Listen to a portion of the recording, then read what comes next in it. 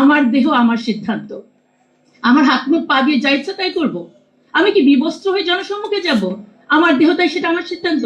ব্যক্তিগত স্তর কোন জায়গায় নিয়ে গেলে আমাদেরকে চিন্তা করতে হবে। এবার চলে আসি পারিবারিক লেভেলে। পুরুষ হয়ে গেল নারীর প্রতিপক্ষ, হাজবেন্ডের বিরুদ্ধে আমরা এখন ফৌজদারি মামলা করব সেই ম্যারিটাল রেপ নিয়ে।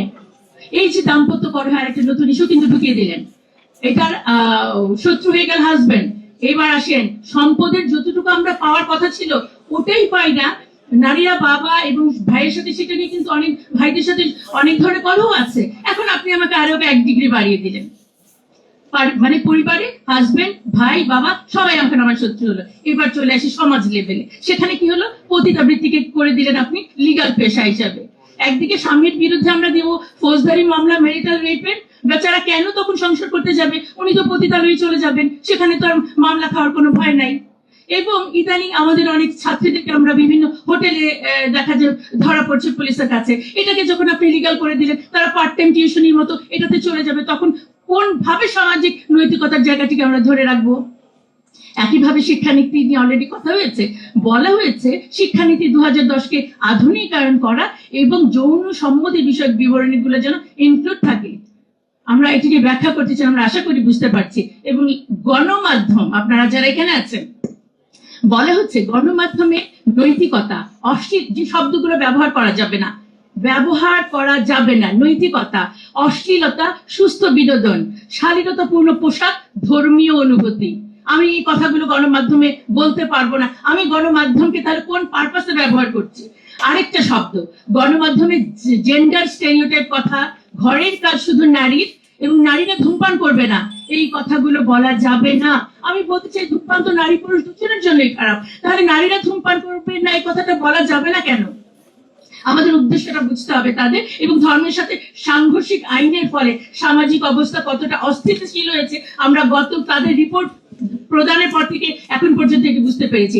তাহলে ব্যক্তিগত লেভেল, পারিবারিক লেভেল, সামাজিক লেভেল ক্লিয়ার। এবার চলে আসলাম আমি রাষ্ট্রীয় লেভেলে। এটি একটি ইহজাগতিক মানে প্রতিষ্ঠান, অবশ্যই তাই, তাদের সাথে ধর্মের কোনো সম্পর্ক নাই। কিন্তু আমাদের বক্তব্য হচ্ছে শুধু রাষ্ট্র কেন, ধর্ম ছাড়া কোনো প্রতিষ্ঠান টিকে থাকতে পারে না। এবং দুঃখজনক, তারা বলেছে সংবিধান থেকে নৈতিকতা এবং শালীনতা শব্দ দুটো বাদ দিতে হবে। বাকি আর থাকলো কি আমাদের? দেখেন, আসন বাড়িয়ে মানে যে আপনারা দেখবেন যে 300 আসনকে বাড়িয়ে 600 আসন করতে বলেছে। হ্যাঁ, তার মানে কি মমতা এবং শ্রমিক আসাদের সংখ্যা আরো বাড়বে। এটা কোয়ান্টিটেটিভ ডেভেলপমেন্ট এবং এটা আই ওয়াশ, যেটা আমি বলেছি যে স্থান পরিবর্তন করে সংখ্যা বাড়িয়ে আসলে কোনো ধরনের নারীর ক্ষমতায়ন অবশ্যই হয় না। সেটা গুণগত মানে হতে হবে। যেমন গত পার্লামেন্ট বা গত 15 বছরের পার্লামেন্টে আমাদের প্রধানমন্ত্রী, স্পিকার, আমাদের বিরোধী দলনেত্রী, তারা সবাই নারী ছিলেন। আমরা কি দেখলাম? একজন নারী নেতৃত্ব ফ্যাসিবাদের অনেক পুরুষ ফ্যাসিস্টকেও তিনি ছাড়িয়ে গেছেন। তো সুতরাং সংখ্যা ভিত্তিক এবং পজিশন ভিত্তিক কাউকে বসালে সেটা ক্ষমতায়ন বলা যায় না। এবং লাস্ট যেটা বলা হলো, মৃত্যুদণ্ড বাতিল করতে হবে। তার মানে কি দাঁড়ালো? একেবারে সাজাই আমরা ব্যক্তিগতভাবে আমি স্বেচ্ছাচারী হয়ে উঠতেই পারি, সামাজিক মূল্যবোধ এবং ধর্মকে আমি তোয়াক্কা না করতেই পারি, এবং যত বড় অপরাধ হোক আমাকে মৃত্যুদণ্ড দেওয়া যাচ্ছে না। সুতরাং এর চেয়ে বড় অরাজক অবস্থা আর কি হতে পারে? সুতরাং এখনই সময় আমাদেরকে সংস্কারগুলোর প্রতি এবং এই কমিটির প্রতি অবশ্যই ন্যায্য সিদ্ধান্ত আমাদেরকে নিতে হবে। দেখেন, আমি এই চ্যাপ্টারের 2-3টা তাদের প্রস্তাবনা শুধু আমি জাস্ট একটু বলছি। যেমন সমান অধিকার নিশ্চিতকরণের জন্য নাম্বার 1 যে বলা হয়েছে যে সরকারি বেসরকারি সকল বোর্ড এবং কমিশনে 1/3 নারী প্রতিনিধি থাকবে। শুধু তাই না, বিসিএস সহ সকল নারী মানে চাকরিতে নারীদের নিয়োগে বিশেষ পদক্ষেপ মানে হচ্ছে ধরেন কোটা। এবং এখানেই শেষ না, সচিব, জেলা প্রশাসক, বিভাগীয় কমিশনার, উপজেলা নির্বাহী কর্মকর্তা সকল পদে প্রমোশন দিয়ে হলেও সমান অধিকার নিশ্চিত করতে হবে। চিন্তা করে দেখেন, যে আলোচনাটা অলরেডি হয়ে গেছে যে জুলাই আন্দোলনে এই কোটাতে সূত্রপাত হয়েছিল, আর এর পরবর্তীতে আমরা প্রশাসন এবং সব জায়গায় সেই কোটাকেই পদক্ষেপ হিসেবে নিচ্ছি আমরা।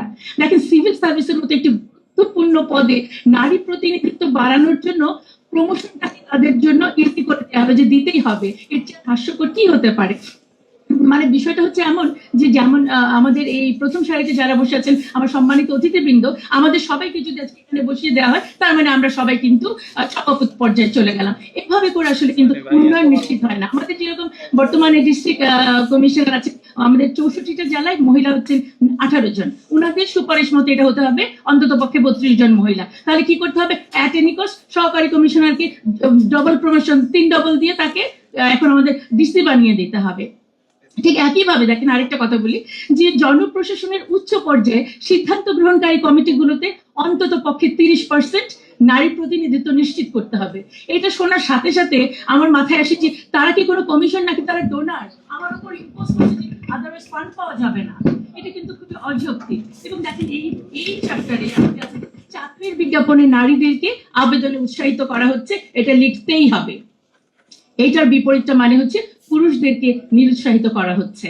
এটি কি আরেকটি বৈষম্য সৃষ্টি করার একটি পায়তারা নয়? এবং দেখেন লাস্ট আমি এটা যেটা বলতে চাই যে জনপ্রশাসনের সকল আইনকে নারী উন্নয়ন নীতির সাথে সামঞ্জস্য বিধান করে ইমপ্লিমেন্ট করতে বলেছে। যে নারী উন্নয়ন নীতি নিয়ে এত সমালোচনা, যেটার এত ঘাটতি, এটার সাথে এটাকে মিলিয়ে করতে বলা হয়েছে, অথচ তাদের যোগ্যতা বাড়ানোর জন্য কোনো ধরনের এখানে কিন্তু সুপারিশ দেওয়া হয় নাই।